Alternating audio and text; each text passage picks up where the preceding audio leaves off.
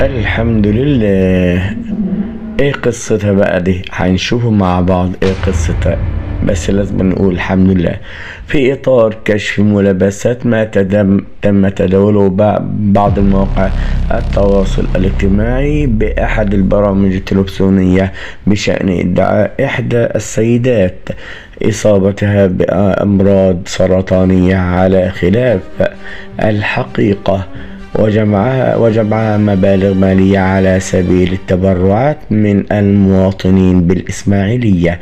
بالفحص تبين أنه بتاريخ 6 جاري تبلغ لقسم شرطة الثاني الإسماعيلية من إحدى الصفحات مقيمة بدائرة مركز شرطة الإسماعيلية بالتضرر من إحدى السيدات لقيامها بالنصب والاحتيال عليها واستغلالها بجمع تبرعات من متابعيها لعلاجها بزعم إصابتها بأمراض سرطانية على خلاف الحقيقة، مما مكنها من جمع مبالغ مالية من عدد من المواطنين.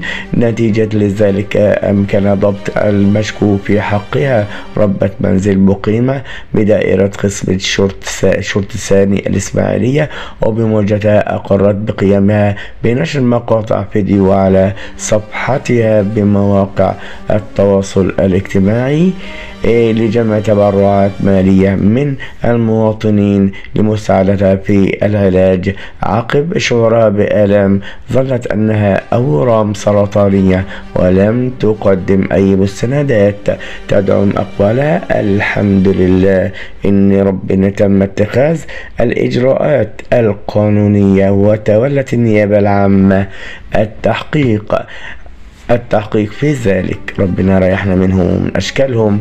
دينا فؤاد طبعا ضحكت على الناس وعشان اتبرعوا له، ولمت 4 مليون جنيه على سبيل ان هي يعني يا لك من شعب طيب، والله لمت 4 مليون جنيه على سبيل ان هي تعبانة وعندها سرطان.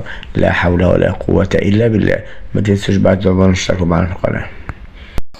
تقولوا لنا بقى ايه رأيكم في اللي عملته البلوجر المشهورة دي من جمعها فلوس والنصب على الناس واستعطفهم؟ لا يعني لازم الظاهرة دي يا جماعة ننهوا عليها. طبعا احنا اللي بندي الفلوس واحنا اللي بنتبرع، لازم نتحقق من الاول مين اللي يستحق اللي ياخد الفلوس دي.